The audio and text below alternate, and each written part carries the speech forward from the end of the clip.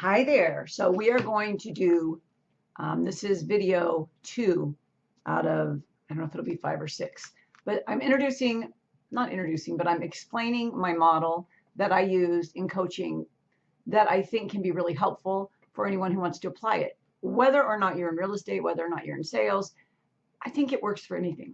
I've used it for health. I've used it for finding a soulmate. I've used it when I needed extra money, and of course for my career, and of course with my clients.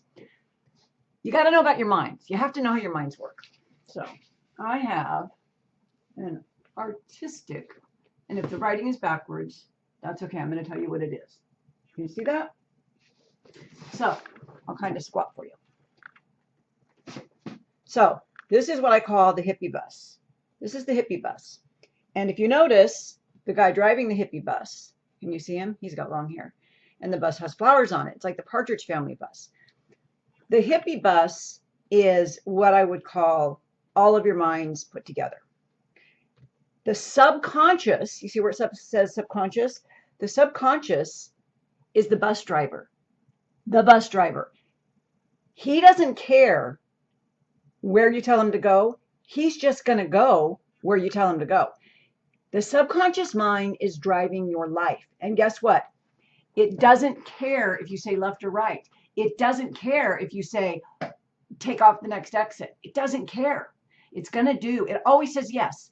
It doesn't know the difference between what's real and what's imagined. It just takes the instructions it's given. And where does it get instructions from? 3 different places. One, camera's always backwards. One is the unconscious mind. See the unconscious mind right here? Now I want you to notice the unconscious mind has created your reality. That's what you're living in right now, is what your unconscious mind. You have developed a life based on your unconscious thinking.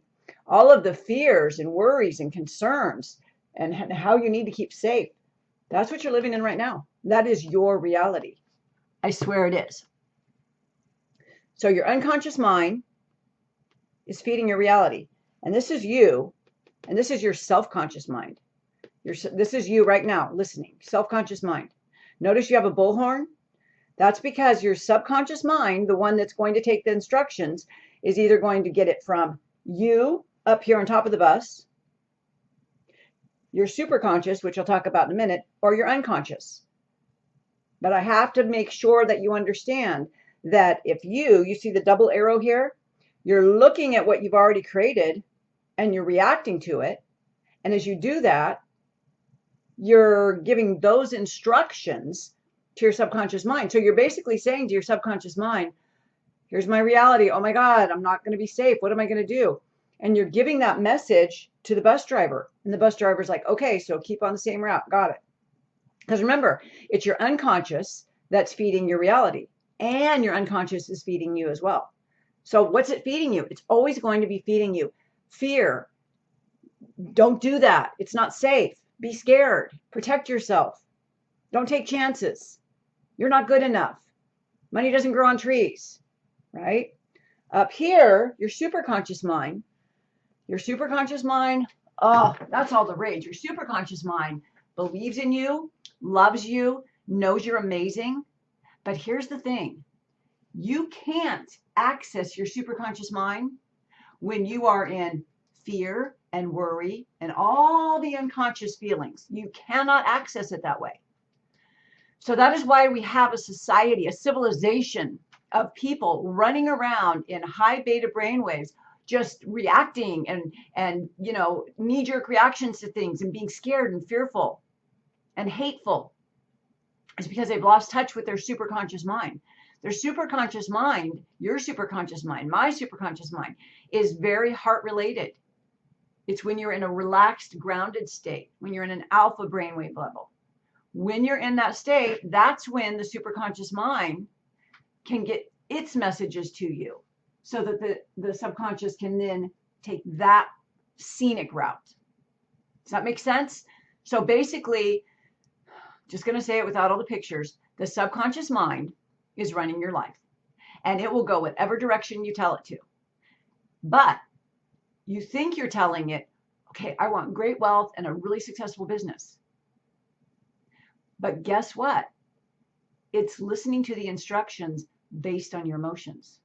So I can sit here all day long and tell my superconscious or my subconscious mind, I want great wealth and tons of clients and everything to be easy and fun. But if I'm looking around at my reality and I'm like, oh my God, what will I do about this? And oh, that sucks. And oh, I don't like that. Oh, that's not safe. I'm so scared. That's the emotion of fear. My nervous system, my central nervous system is like, very contracted. That's the message it's giving the subconscious mind. This isn't safe. Give me more of this. Just stay on the same road because it's better to be safe than sorry. Meanwhile, the superconscious is up here saying, go this way. The view is beautiful. Look at this. You can have that. You can do that. But the subconscious mind is being like, no, I got to follow the instructions I'm getting. So what does that tell you out of all of this? It tells you that if you will start giving your subconscious mind intentional directions based on happy, joyful, grateful, loving ideas and emotions, in spite of what you see outside of you that seems scary or the same old blah, blah, blah, it will take the higher road. It really, really will. You know, I used to think that a person had to go through hypnotherapy. And that's why, you know, I first became a certified clinical hypnotherapist, you know, earned my degree in psychology, thought I was all that. And you know what happened? People would come to me, and I think even back then, I think I charged $150 a session, right? But one session isn't going to do it. And so I only kept that practice open. I mean, I still do hypnotherapy, but you know what I do now for people is if I do a session, I then record it. And I say, you have to listen to this. You have to go through it every day, every day, every day. And the big problem, the big challenge is that people thought, okay, I'll just listen to it and then my life will change. That's just beginning to give the subconscious a different direction. Where it's getting all its juice from is your day-to-day waking emotions and activities and images. So I can hypnotize, you can fall asleep every night to my voice, imagining amazing things and getting really, really into a high frequency and creating a vision that you love. But if you get up in the morning and you check your phone and you check Facebook and you look at the news and you get mad at government and you react because your sister-in-law said this or your dad said this or whatever. And then by lunchtime, you're like, why do I even try? We can't ask ourselves questions like that. Because when you say things like, why do I even try? Why does this always happen to me? Why don't things ever work out for me? You're asking the subconscious mind. And when you ask questions like that, the subconscious mind does what's called in neuroscience value tagging. So it says, this is an important question. Why is it an important question? Because it is coupled with an emotion. So two neurons have fired and wired together. So it's called value tagging in neuroscience. And when it's a value tagged, what happens to your reticular activator system? It gets a memo. It gets a text that says, oh, we are headed in the direction of give me reasons why nothing works out for me. Take me to the land of this sucks. And remember, the subconscious mind is only going to go where it's told to go. And it's not being told to go by what you just say to it right now. It's by what you say to it in its language. And its language is always going to be emotions and images. And of course, words and actions. But it all starts with your emotions. And you don't want to know why? Because your emotions are what are indicative of the actions you're going to take. Right? And that's not even including, I haven't even done the video yet on how this incorporates quantum science, because that's a whole other ball of wax. Because when I'm feeling those emotions, I'm raising my frequency. And then my field, this whole area that the bus is in, is going to be expansive, and it's going to be attractive to others that are vibrating at the same level. But if I'm wondering, oh, why can't I get ahead? Why can't I get more deals? Why are these clients always so pushy?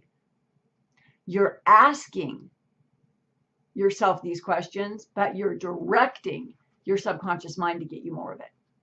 Do you really get that? You are telling your subconscious mind, give me more lousy clients, give me no deals, give me a big bill that I can't afford to pay.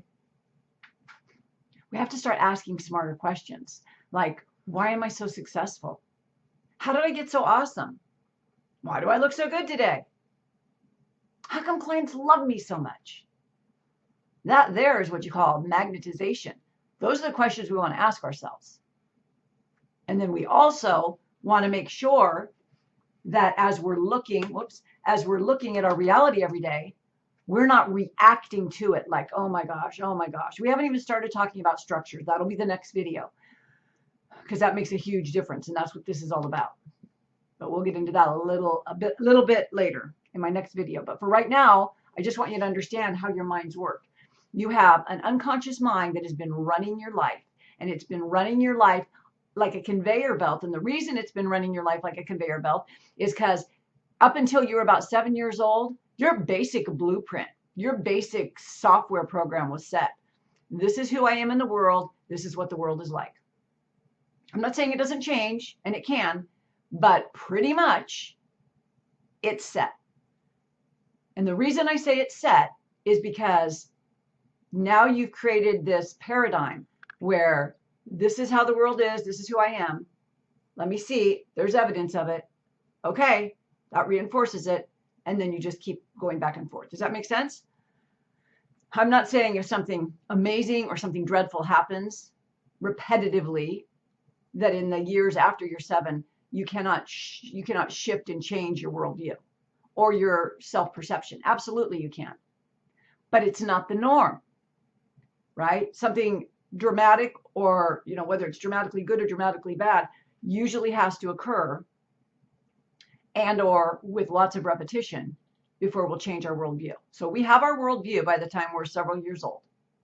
And it's all based on the worldview that your parents had and your grandparents and how they treated you. Those are the two things. And so the world you're seeing every day is nothing more but a mirror of that reality, of those two things.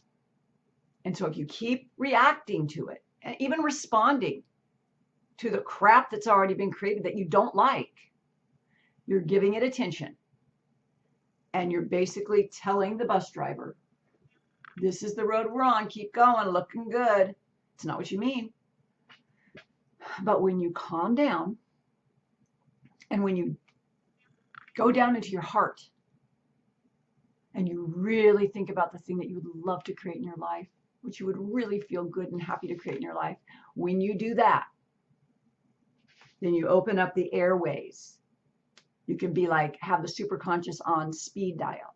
And when that information keeps coming through, like, why am I so good?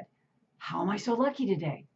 Now the bus driver gets a text and he's like, oh, I think we're going to turn this way. And then before you know it, because your self-conscious is going to be up here very, very dedicated and committed to success and taking inspired action. Pretty soon, the bus driver is going to be going, whoa, wow, when did the scenery get so beautiful? Okay, this is where we're going. This is our instruction. And this starts to be the best bus ride of your life. Okay, so hopefully that made sense. Check out my free classes below. Have a beautiful day, and I will see you in the next video. Bye-bye for now.